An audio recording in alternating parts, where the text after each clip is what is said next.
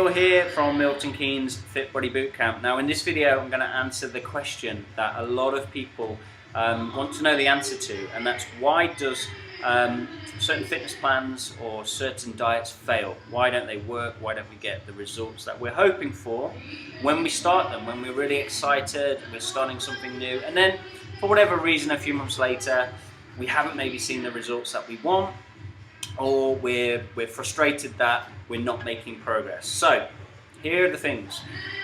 You want to thoroughly research the type of training that you're doing to see if it is actually specific for your goal. As you know, the best type of training for fat loss is a combination of resistance training and cardio together, what we call metabolic resistance training. That's going to increase your muscle tone, it's going to burn massive amounts of body fat. The typical old long cardio, or just going out running or doing aerobic training for fat loss, is very ineffective long term, because your body starts to metabolize a lot of muscle, which then leads to metabolic slowdown, which then leads to a plateau, which then leads to weight gain again and frustration. So number one, make sure that the type of training you're doing, the routine that you're following, is actually very specific and will actually get you towards your goal. Secondly, make sure that you're changing your routine regularly. So here at Bootcamp, what we do is we change it every single day. Every single session is completely different, and we cycle through different workouts, so your body never kind of knows what's coming. So you're constantly in a state of chaos. It's structured chaos, I'll give it that, but your body never knows what's coming. So therefore, it's constantly going to be optimal. And the number one problem you see a lot in gyms is people do the same workouts over and over again, and your body just gets used to it, becomes easy, and therefore less and less effective, so you stop seeing results. Frustration, then we give up. So make sure it's specific, make sure you're changing the type of workouts that you're doing on a regular basis. Also look at your nutrition as well, make sure that's structured towards your goals. It doesn't want to be just calorie restricted if your goal is fat loss. You need to be looking at your macronutrients, your proteins, your carbs and fats, and the timings of these, which is very important. Typically you don't want to be having heavy carb meals late at night if you're sedentary, but if you're active at night, carbs are fine. So look into all of these things as well to make sure that all these elements are set up in the correct way so that you can start working effectively towards your goals. So correct training, correct nutrition, make sure it's specific to your goal. I'm losing track of what I'm doing with my hands here. Put them away. Right, so specific, on track. The next one is to assess your progress.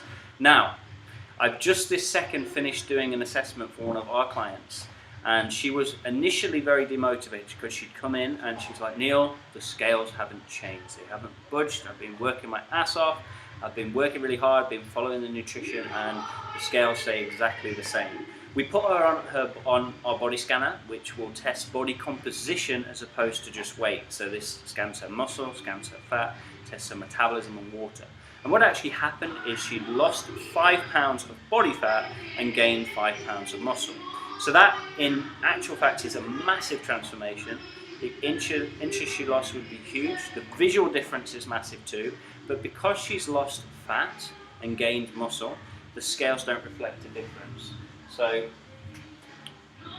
I was just looking around for my props. I have a pound of muscle and a pound of fat, but they're not here. They're over the other side of the office. So I can't show you this, but basically the muscle is a lot smaller and the pound of fat is a lot larger. So you can see a comparable difference in inches.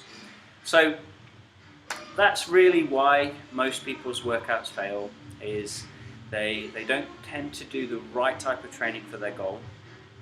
Their nutrition is flawed by just maybe being focused on calories alone and not looking at the right type of nutrients. And they don't have the right way of assessing, because say for instance this lady had only had the option to jump on a set of scales. She would have been very demotivated because she would have perceived that she's not actually got anywhere. But the difference, the reality was, completely opposite. She'd actually done really, really well. So now she's very motivated. She's actually behind me now doing her squats and her burpees with a smile on her face, knowing that she's smashed it. Whereas if she hadn't have had that scan, maybe she would have given up because she hadn't seen the results. So you have to have a way of assessing your progress to give you that reassurance, to know how your body's changing and how you can make adaptations along the way. So that's probably the big ones why people give up, and it's a lot to do with the mindset. If we have that reassurance that we're on the right track, we can continue and actually increase our motivation as we start seeing the results. But if you don't have that guidance, if you don't have that way of assessing, it's very easy to start doubting yourself, to then slug it out in the gym, be disciplined with the nutrition when you're not sure if what you're doing is right, and that can be proper